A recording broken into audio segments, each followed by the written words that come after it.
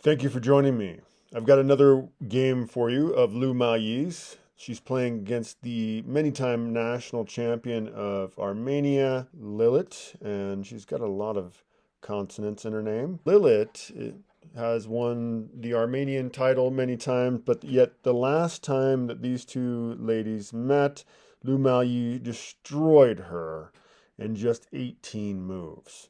Of course, in that game, Lu Miaoyi was playing the white pieces, and this time it is Lilit playing the white pieces. Let's see how the game unfolds. Lilit begins with the Ready opening, named for Grandmaster Richard Reddy, just a phenomenal chess player, contributed a lot to the game.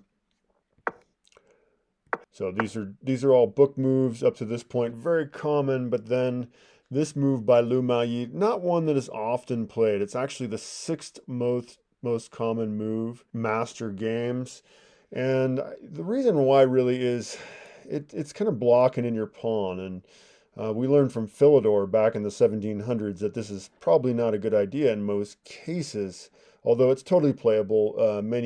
There's been almost 2,000 master games that have went down this line, so we will continue. Pawn d4 now by Lilit, and Lu Miaoyi develops her bishop to f5. Still completely, just totally booked moves. Bishop to g2 now by Lilit, and now pawn to e6 by Lu Miaoyi.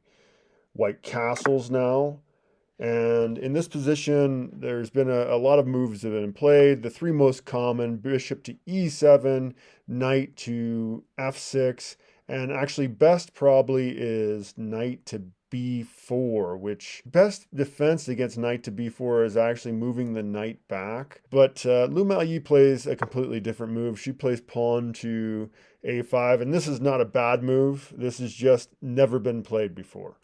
So in the master database, nothing, and the big database of just general chess games, it's not been played. So amazingly, 5 moves into the game, we're in a brand new situation. It's never happened before. Lilit plays the best possible move in response, so not shaken up a bit. Now Lu Miaoyi does develop her bishop to e7, as we saw in the previous idea.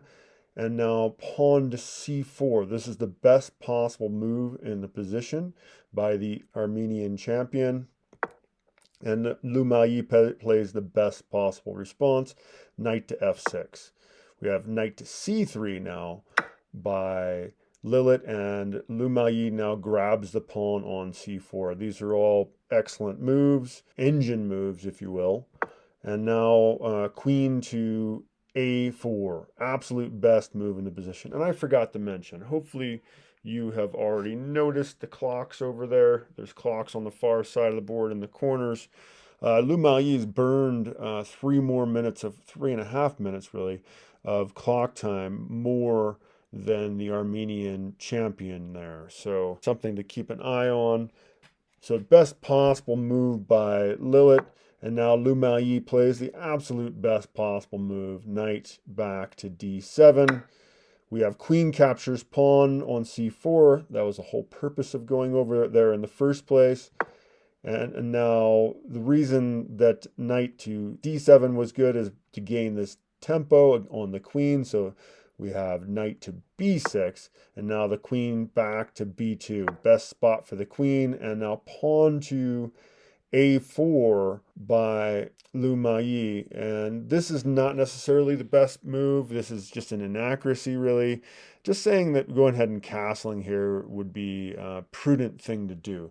So we'll go ahead and continue. And now pawn to e4 by Lilit. And again, they're just saying this is an inaccuracy. It's not the best move. Actually, queen to b5 is the best way to go here, but it's not a huge difference in the position, so we'll continue. Bishop now to g4 by Lu Miaoyi. This is a very strong move to play in the position. And now we have pawn to d5 here. Lu Miaoyi decides to go ahead and capture the knight on f3. This was not really the best way to go here. And, just in general, you usually don't want to trade your bishops for knights. So we're going to go ahead and take a look at this. So instead, Lu Miaoyi should have actually went ahead and captured the pawn on d5. White's best would be to capture back, and then we gain an attack on the queen here. So pawn to a4. The queen's got to move. c2 is best. And now knight gets out of harm's way. b4, and then queen to e4 would be best for white. So black should then play knight 4 captures on d5, then knight to e5 would be best for white. Knight now captures on c3, just messing up the pawn structure there. Pawn, of course, captures back on c3, so b captures c3, and this would have been a better position for Lu Miaoyi than the one that she was likely to receive after trading off the bishop. So she would have just had this is a better way that things could have turned out. She's up a point, but let's go ahead and continue with what actually happened on the chessboard. So Lu Miaoyi captures on f3, taking the knight. We of course have bishop captures back, and now Lu Miaoyi plays the strong move knight to d4. Knight to d4 here, attacking the queen. Queen back to d1 is actually best move in the position, and now pawn to e5 is the best way to go for Lu Miaoyi. We have bishop developed to e3 by white, and now knight finally does take that bishop on f3.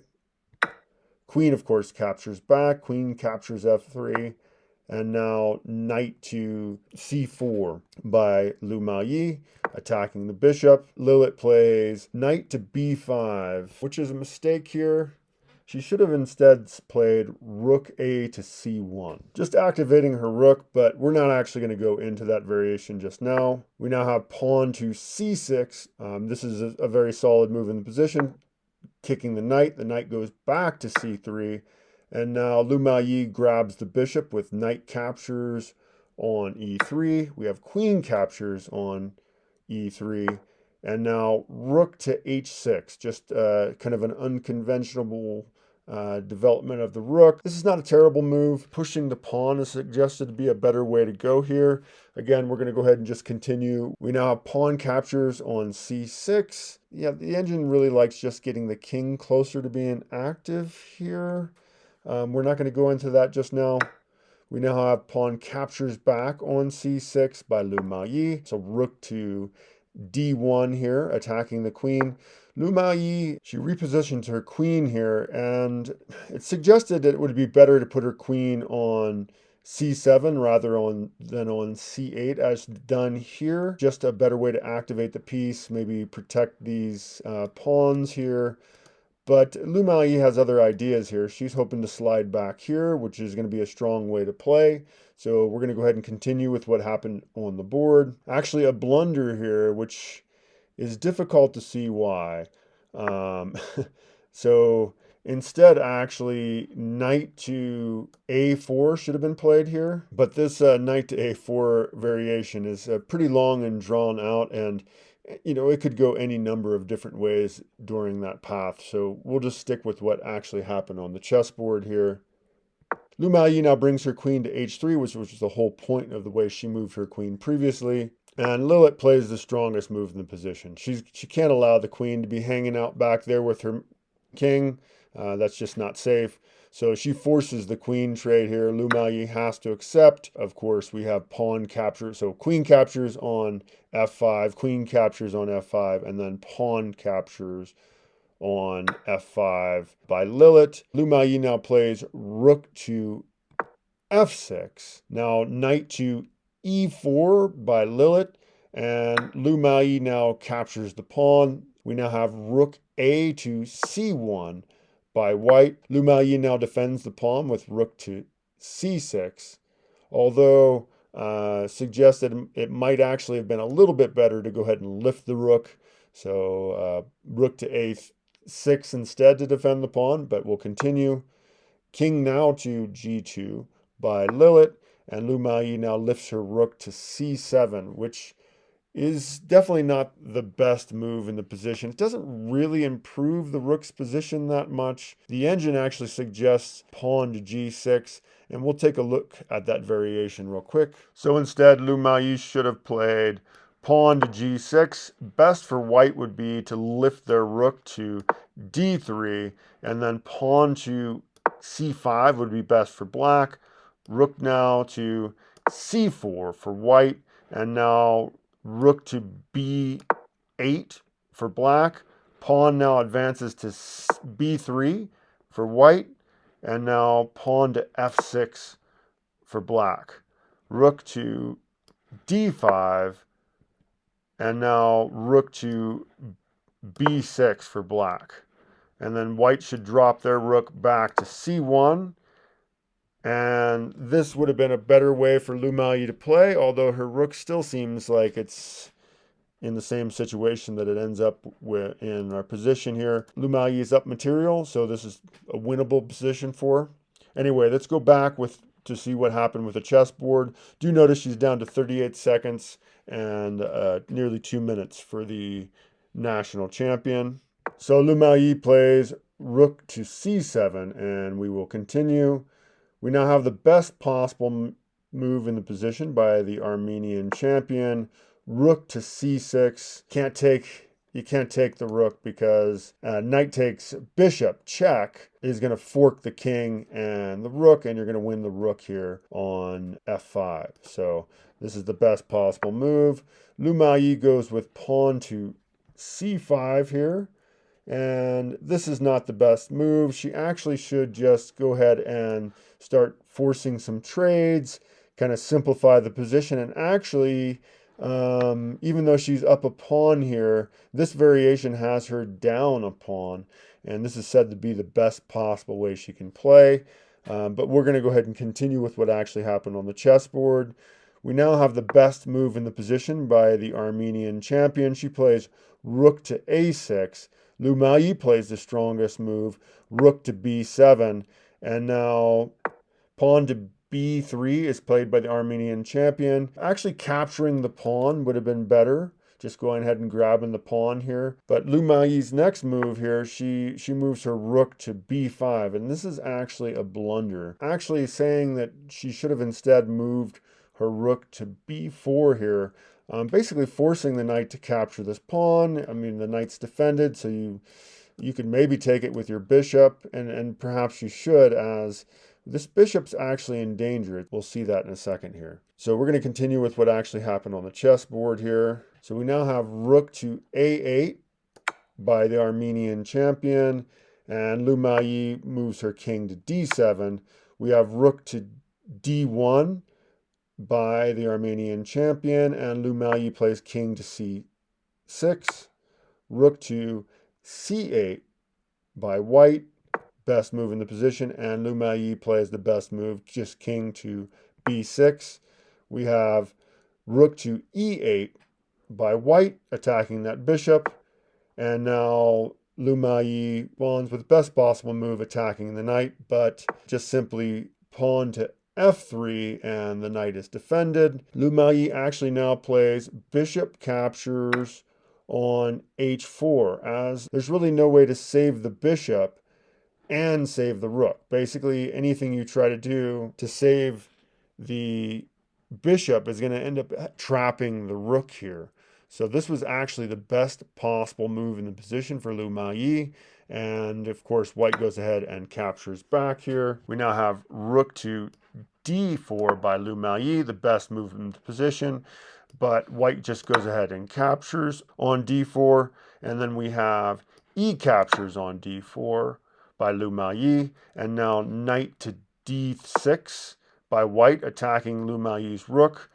Lu Miaoyi moves that rook to d5, attacking the knight in turn. And now the best move for white is just knight to c4 check. And Lu Miaoyi moves her king to a6. And now we have king to f2 by white. Pawn now to g5 by Lu Miaoyi. Saying this is a mistake, she should have instead played pawn here. And then they would capture.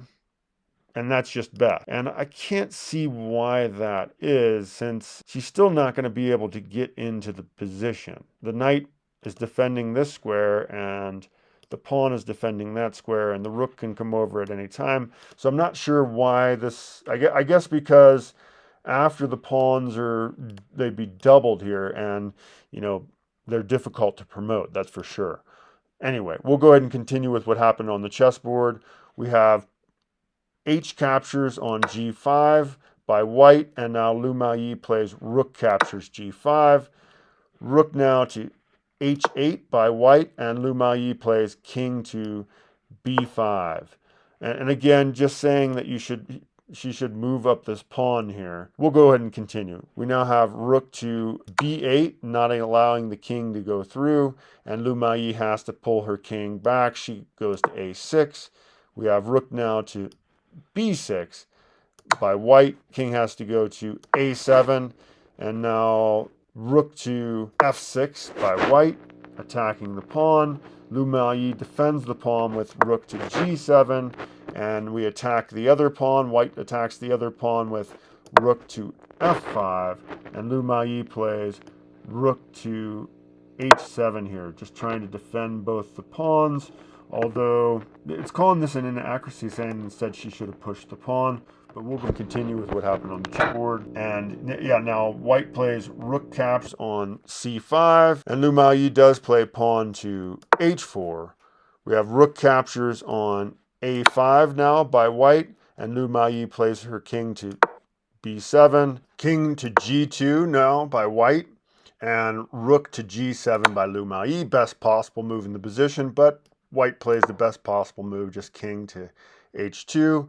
We have rook now to G3, trapping white's king now. And white goes ahead and just plays rook to F5, attacking the pawn. And Lu Miaoyi plays the best possible move in the position, king to C6, and rook captures on F7. King now to C5 by Lu Miaoyi, and now rook to C7 by white. King now to D5 by Lu Miaoyi, and just rook to D7, check once again by the Armenian champion. And Lu Miaoyi now just moves her king back to C5. And now white plays knight to E5, and it is in this position on move 56 that Lu Miaoyi does resign the game. So yeah, she's down 4 points. She can't really make any kind of progress here, and just the extra pieces, 2 pieces versus 1. White has already kind of shown that she can pick off those pieces, so with only 24 seconds on her clock, she does resign the game. Can't win them all.